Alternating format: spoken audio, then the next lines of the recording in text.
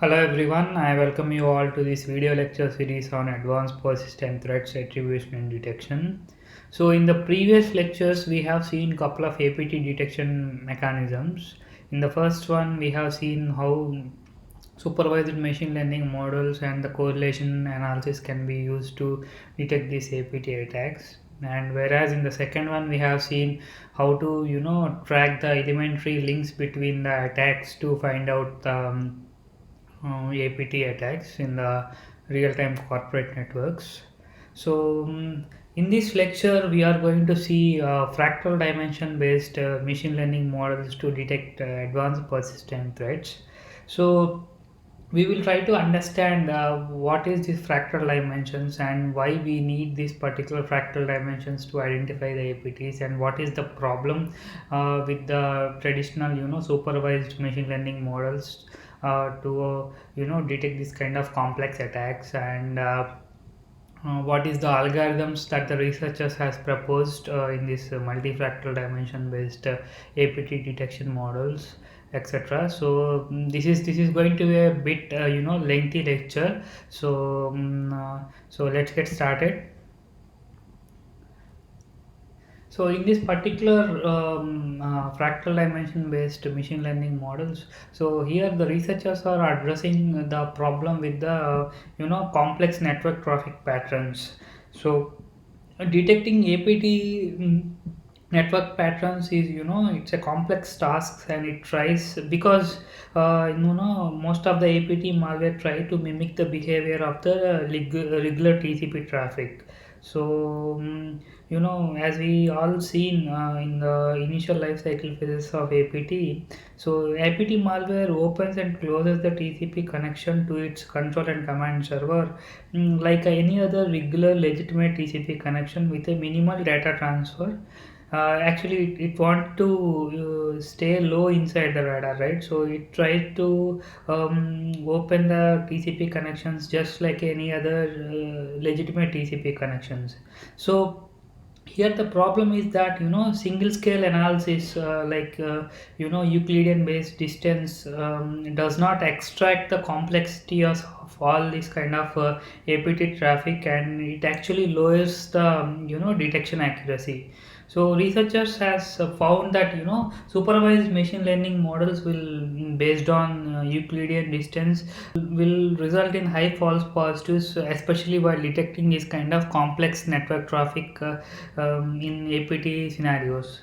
So in order to address this issue, Sana Siddiqui and his research team has proposed a model called multifractal dimension based analysis to extract the hidden information that is going in the TCP traffic to detect the APTs. So this is the high level idea of this multifractal dimension based machine learning models.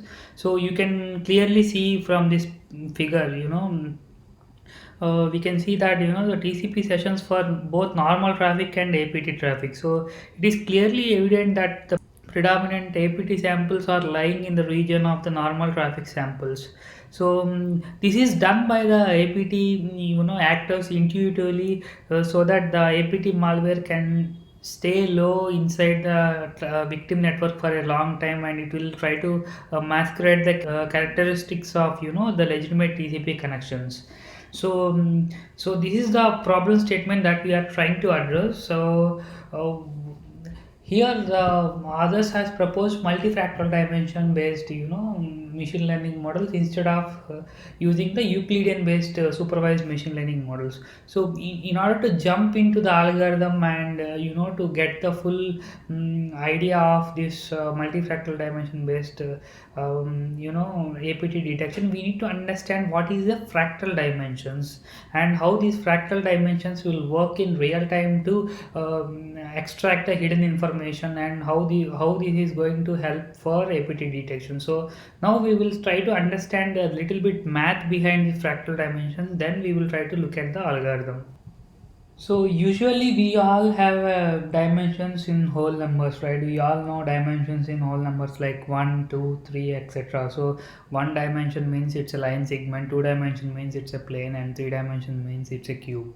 So but the mathematicians in the late 90s has discovered that dimensions need not to be in whole number, so it can be in the fractions also. And in order to calculate the dimensions of for few mathematical figures like Koch curves, so they deduced a formula to calculate the fractal dimensions of this kind of mathematical figures in the late 90s. So this is quite popular technique in the mathematics community and the statisticians community in the late 90s. So we will try to understand the formula, how they are going to calculate the fractal dimensions, and then how it will be applicable in the real time. So let us consider the dimension 1. So there we consider a line segment, and so here the question is that what if I magnify this line segment with a 2 magnifying factor 2, so then you will get it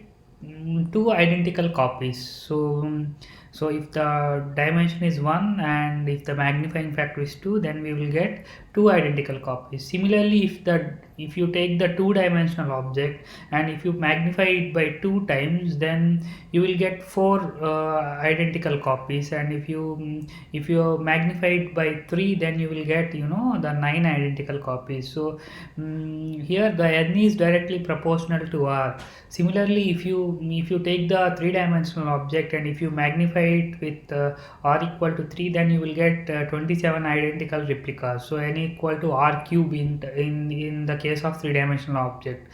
So and n equal to r square in the in the case of two-dimensional object. So from this thing we can clearly see that n is equal to r power d. Here n is the identical copies that we are getting, and r is the magnifying factor, and d is the dimension of that particular object. So from this formula they have considered the logarithm on the both sides, and they have deduced the dimension formula as log n by log r. So here log n means the number of identical replicas that we are getting, and r is the magnifying factor. So mathematicians has used this formula in the real time to find out the dimensions of the very complex mathematical structures like Koch curves. So before applying this formula, we need to understand what is the Koch curve. So let us consider a line segment, and if you let us assume that at the 1/3 of this line segment,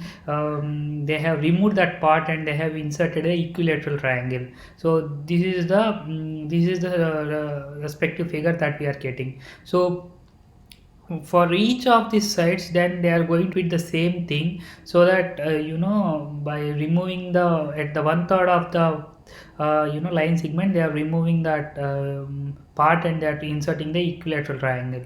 So then this figure will be like this, and if they go on repeating the same thing, and at the some point of infinity, the curve will look like this. So this is called as the snowflake curve or Koch curve.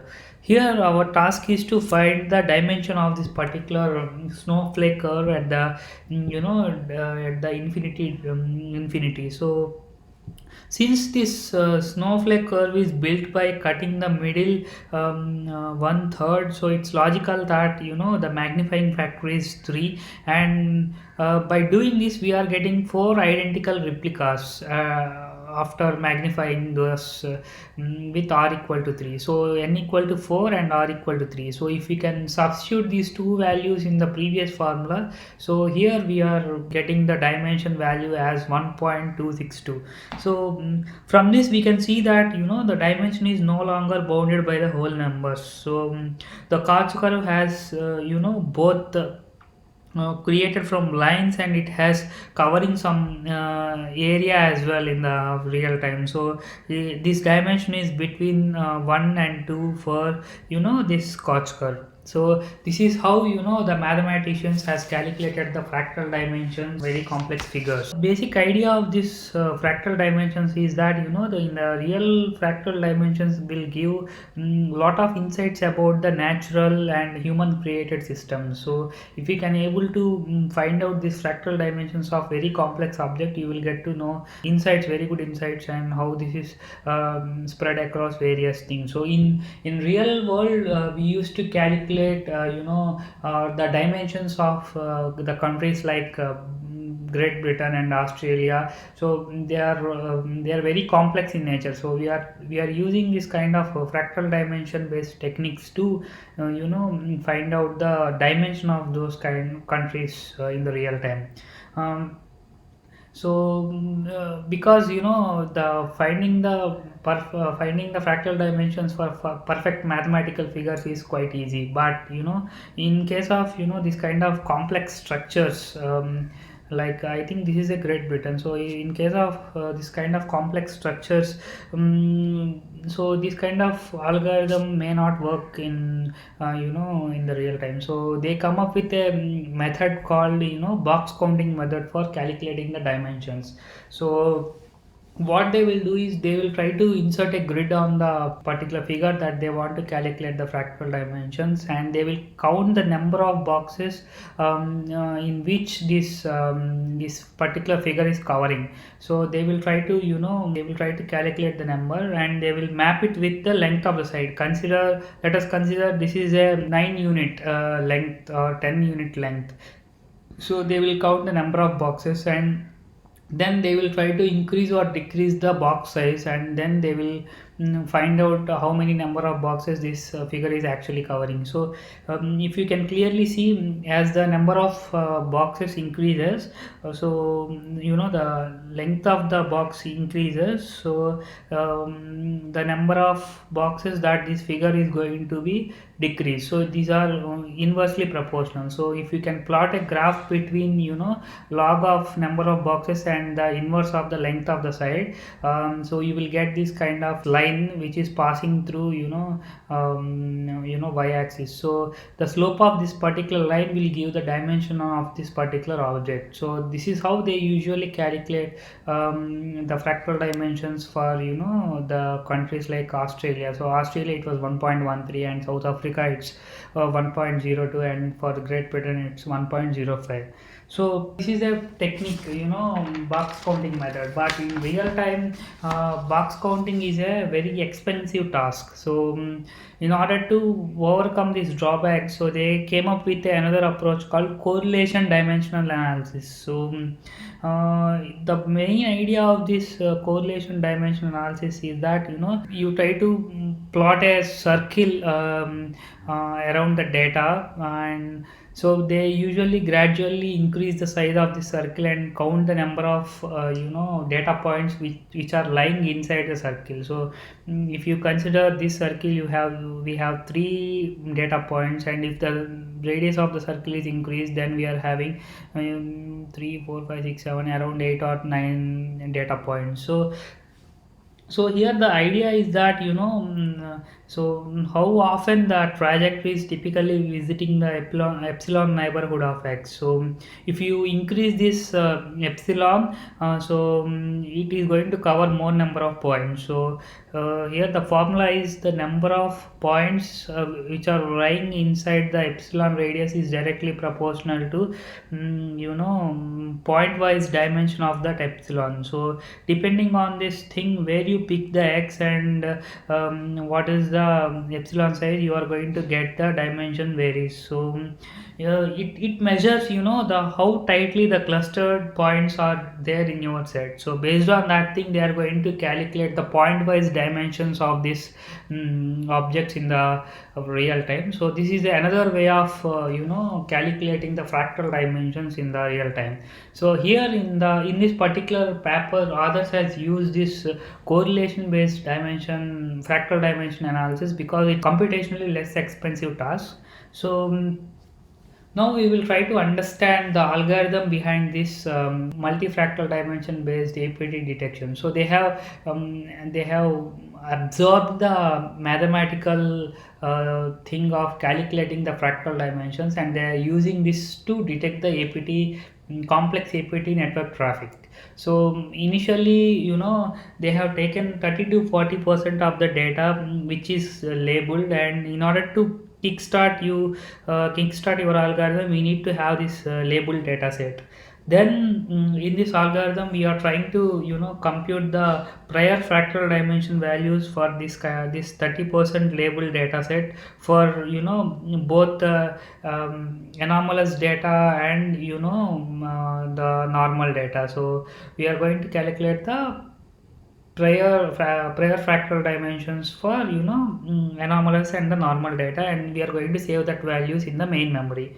Then we load the remaining 60 to 40% which is unlabeled data to into the main memory, and we will take each sample in this unlabeled data set, and we are trying to add this to our both anomalous data set and normal data set, and we are trying to recompute the fractal dimension value of this whole data set after adding that point. So this is called as a posterior fractal dimension value, and we will calculate the posterior fractal dimension value for each and every point after adding that to both anomalous dataset and the normal dataset. So after calculating the posterior thing, so we will try to find out the absolute difference between the prior and posterior value for both anomalous dataset and the normal dataset. So if the FD anomalous value, fractal dimension of anomalous value is less than the fractal dimensions of normal value, then we will consider that this particular point P, that particular data point network traffic is a anomalous point, because slightly related to and clustered towards the anomalous value. So if the FD normal value is less than FD anomalous value, then we can consider that that is very tightly clustered with the normal data value, so that will be considered as normal point. This is how we are going to calculate the fractal dimensions for all the incoming network traffic and TCP connections, and based on these values we are going to segregate whether it's anomalous data point or normal data point, that is APT attack or normal attack. So in order to kickstart this thing, we need to have 30 to 40% of the labeled data. So that is what one key criteria for implementing this kind of multi-fractal dimension based APT detection mechanism. So coming to the pros and cons, it basically outperformed the traditional supervised machine learning model, Euclidean distance based models in terms of accuracy and true positive values. So and it's a very simple and straightforward approach to calculate the fractal dimensions, and it is computationally also easy to perform. So and this fractal dimension method can be added as a existing to this existing network level intrusion detection system as a add-on feature, because it's not a computationally very hard task, and it can actually monitor real-time APT detection at the network level as well. Coming to the other side, so this is basically the centralized approach. We need to pre-process some kind of large amount of TCP data and network packet data to perform this experiment, and we need to have 30 to 40% of labeled data, which is quite difficult task in real-time APT data gathering. So we can't say that this is TCP traffic in real time. So this is idea is right, but how this is going to how we are going to get this 30 to 40% label data is a still question mark. And so and also the APT scenarios are stimulated, so mostly. So how strong this detection mechanism will be useful for the real time data is not yet validated in this research paper. And so I'm not really sure that whether this model will be really useful for modern smart malware payloads. Like they use legitimate services from Google and Amazon to bypass the traditional security layer. So how this is going to work in that case is not yet discussed in this paper. So these are all the few take a base from this fractal dimension based APT detection. But overall view, this is a quite good technique, and it will basically outperforms the traditional Euclidean based supervised machine learning models in terms of detection. So this is about fractal dimension based machine learning models to detect advanced persistent threats. So if you have any queries, feel free to drop me a mail, or try to comment below, so we will try to resolve your queries. So I'm going to stop here, and we will have a few conclusion thoughts, and future directions of APT research in the next lecture. Thank you very much.